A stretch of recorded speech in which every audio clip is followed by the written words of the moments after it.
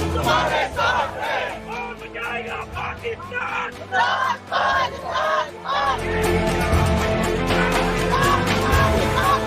अल्फाज लेना है सबने अपनी अलीजेंस एक दफा फिर. Living here in the United States, we are pledging our allegiance to our country, to our leader Imran Khan. हम इमरान खान के शाना बशाना और कदम ब कदम चलेंगे.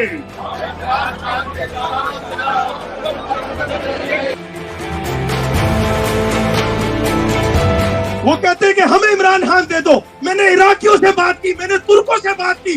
तुर्क रजब तैयब अर्दोआन को इतना नहीं मानते जितना कहते हैं कि हमें एक बंदे से इस्लामी उम्मा को जो इकट्ठा करेगा वो इमरान खान है. ये जो पूरे एक साल का ट्रेलर आपने देखा है, पूरे एक साल के ट्रेलर में जिसने जावेद ने सेक्रीमेंटो से बड़ी नज़में लिख डाली हैं, इस पूरे एक साल के ट्रेलर में टारगेट इमरान खान था. पहले दिन से उसे मुल्क दुश्मन साबित करना था. Why are we here? 3-point agenda. We are here to demonstrate against the violation of human rights in Pakistan, right? That's why you came out here today. Number 2, we came out here to demand the release of Imran Khan, right? Number 3, we came here today to demand free and fair elections in Pakistan. That's our only. We are not asking anybody's help to bring Imran Khan back. That's not our agenda. The people of Pakistan will bring Imran Khan back. आप सब मैं इस जगह अपने देश, अपनी Motherland के जख्मों की खैर मनाने के लिए इकट्ठे हुए हैं. और वो जो पाकिस्तान में बैठ के आजा आसफ नानी शख्स कहता है कि ये गुमराह लोग हैं, हम उनको बताना चाहते हैं कि ये जो ओवरसीज हैं, ये मुल्क के हाफिज़ हफीज हैं. इनका ईमान बिल यकीन है, इमरान खान ही मुल्क का अमीन है. वो इकबाल का शहीन है, वो सादक व अमीन है. Imran Khan is an honest man. He's an innocent man. He has a track record of being a humanitarian. He's the only person that I know of who has built cancer hospitals in the world. His cancer hospitals have treated hundreds of thousands of cancer patients and saved tens of thousands of lives. Other than Danny Thomas of St. Jude's Hospital, I don't know of anybody who has built cancer hospitals. European leaders like President Macron of France, Prime Minister Sunak of England, these countries call themselves as human rights champions. But why are they quiet now when it comes to Pakistan?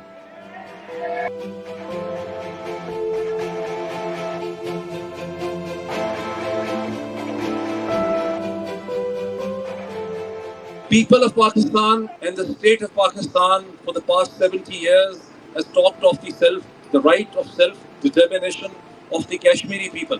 But now the people of Pakistan need the self-determination. What is self-determination? If people of Pakistan cannot decide their future, cannot decide their fate, cannot decide a government of their own choice, whether in a province or in the center, that means people of Pakistan have been denied the right to self-determination. And this is White House responsibility to get involved in Pakistan to ensure timely, within the constitutional limit, the free, fair, credible elections. So we get disappointed when we see that Donald Bloom, the respected US ambassador, meets the election commissioner of Pakistan and the chief election commissioner refuses meeting the president of Pakistan for fixing a date for the election in Pakistan. भरपूर तालियों में आप सबके चहीते जनाब doctor Moid Pirzada साहब.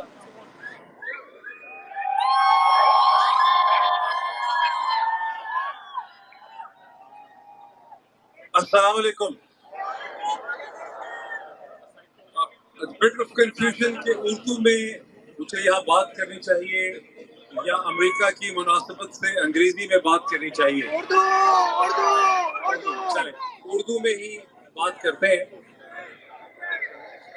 I'm honored, I'm grateful to be standing here with the Pakistani American community.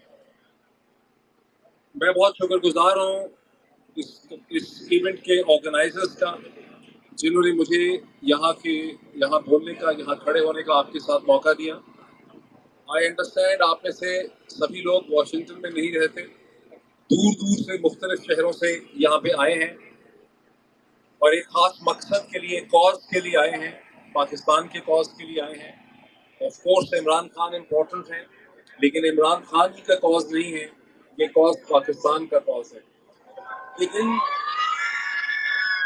یہ دن اس لیے بھی میں سمجھتا ہوں بہت امپورٹنٹ ہے کہ ہم وائٹ ہاؤس کے قریب ہیں، وائٹ ہاؤس کے قریب کھڑے ہو کر ہم ایک پوزیشن، ایک پٹیشن، ایک ریکویسٹ سامنے لا رہے ہیں.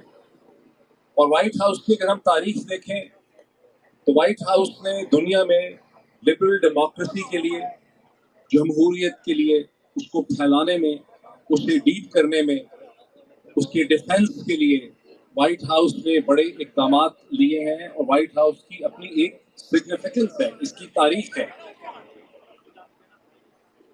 فرسٹ ورلڈ وار میں 5 ملین امریکنز جمہوریت کی خاطر اس جنگ کا حصہ بنے. 1 لاکھ سے زیادہ امریکنز نے اپنی زندگیاں قربان کی جمہوریت کے لیے، پرنسپل. اس کے بعد سے ہر جنگ میں، دوسری جنگ عظیم میں 16 ملین، 1 کروڑ 60 لاکھ امریکنز اس جنگ کا حصہ تھے جو جمہوریت اور لبرل ڈیموکریسی کے لیے لڑی گئی. کورین وار میں 6 ملین امریکنز نے حصہ لیا، 50,000 سے زیادہ نے اپنی جانوں کا قربانی دی. ویتنام کی جنگ میں 3 ملین امریکنز جو ہیں وہ لڑے جمہوریت کے کاز میں. اور پاکستان کی جب ہم بات کرتے ہیں تو کئی مواقع 60s میں، پھر 70s 80s میں، پھر اس کے بعد 9/11 کے بعد پاکستانی قوم امریکہ کے ساتھ کھڑی ہوئی جمہوریت کے ڈیفنس کے لیے، ایک لبرل ورلڈ آرڈر کے لیے. یہی امریکہ کی پوزیشن ہے فورن پالیسی میں، یہی وائٹ ہاؤس کی پوزیشن ہے. یہی جھگڑا ہے وائٹ ہاؤس کا چائنا کے ساتھ، رشیا کے ساتھ، کوریا کے ساتھ. یہی بیسس ہے یوکرین کی جنگ کی کہ امریکہ لبرل ڈیموکریسی کو، لبرل ڈیموکریٹک آرڈر کو ڈیفینڈ کر رہا ہے. اور پاکستان امریکہ کے کازز میں امریکہ کے ساتھ کھڑا ہوا ہے.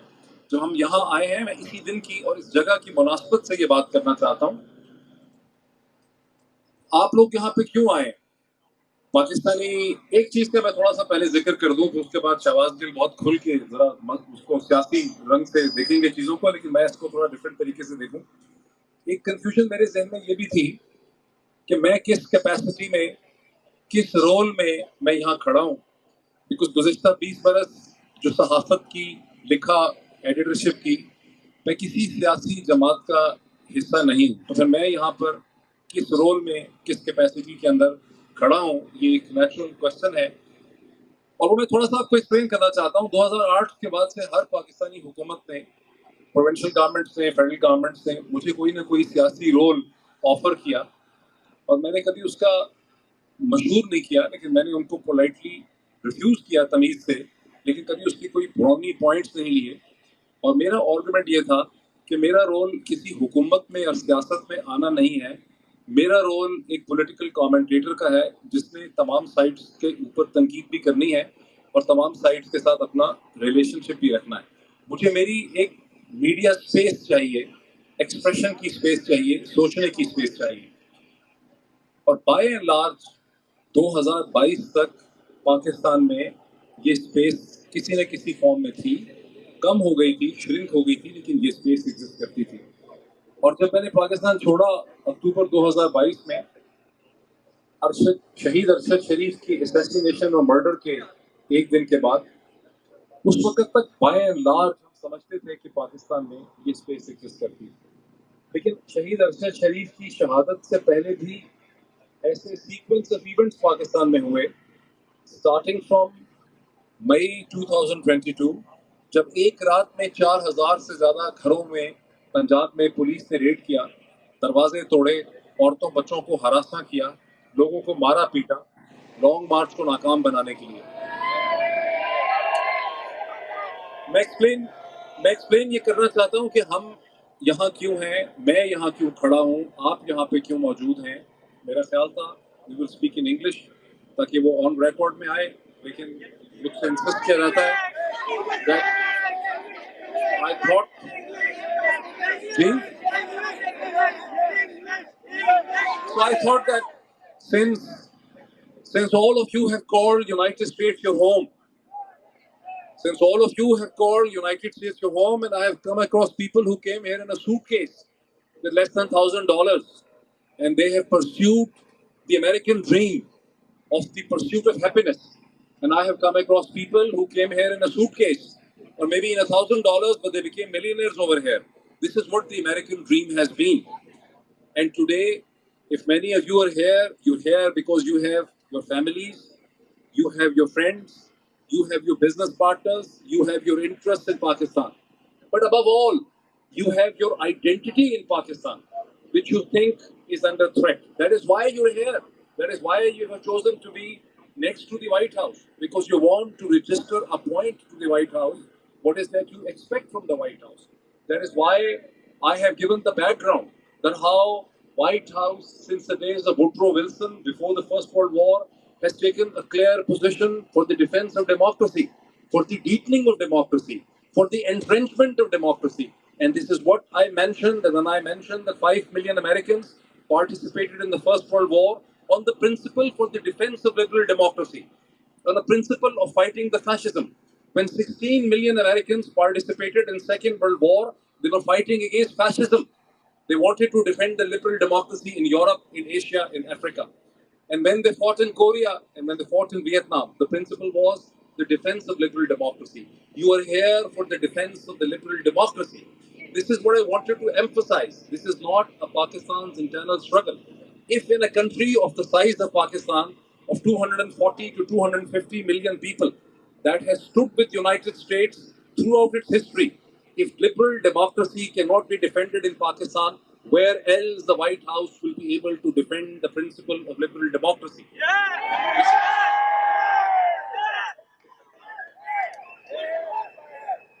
It is not just the murder of media or the assassination of Arshad Sharif, but the sequence of events that started to take place in Pakistan after May 2022.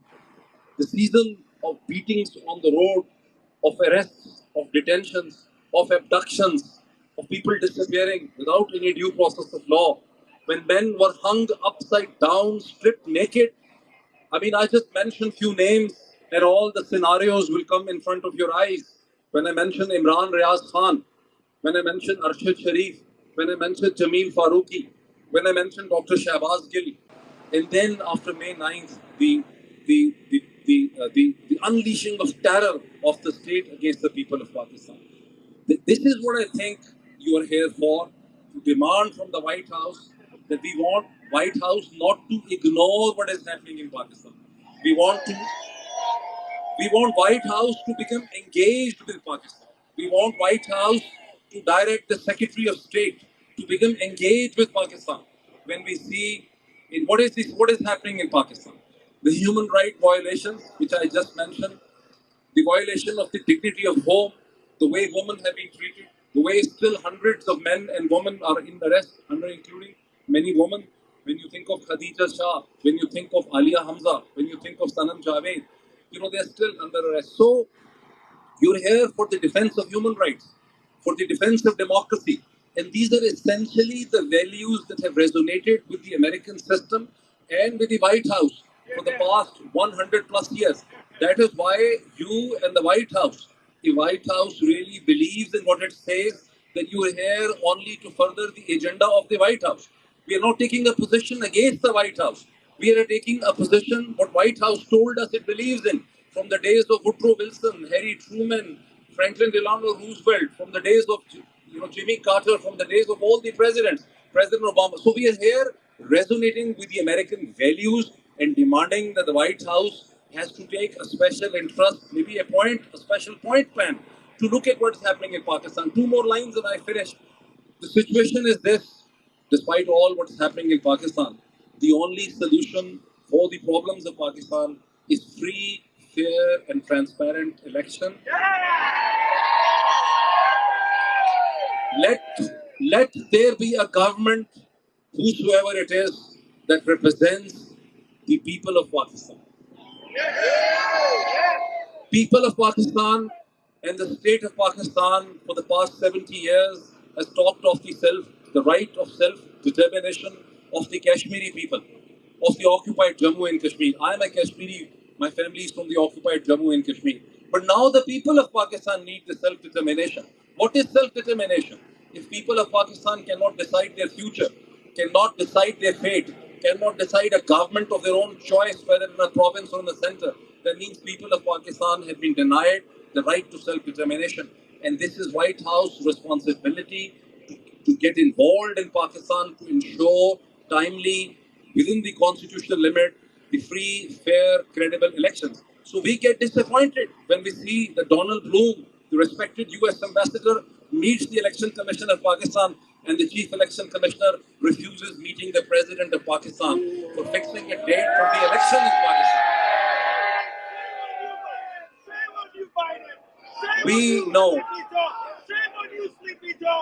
We know this thing that the IMF deal which this regime in Pakistan got was not possible without serious efforts on part of the US Treasury. So we are surprised when the White House or the State Department tell that they cannot tell the government of Pakistan for the elections within the constitutional limit. So this is why we are here. We think the solution is the release of all political prisoners, including the former Prime Minister Imran Khan, which is one of the most unjust cases where a former Prime Minister and the former Foreign Minister of a country have actually been arrested for violating the official secrets. It has never before happened that a Prime Minister and a Foreign Minister of a country. And the interesting thing is this complaint is not coming from the Ministry of Foreign Affairs. If anything, if cipher was an issue, it should have been an issue for the Ministry of Foreign Affairs. But the Ministry of Foreign Affairs has never launched a complaint in Pakistan. It is the Ministry of Interior of the PDM government that launched that complaint. So these are some of the points I think we need to reassert, and I believe that a memorandum will also be delivered to some representative from the White House today. So I wish that our voice reaches the White House, the presidency. Thank you so much.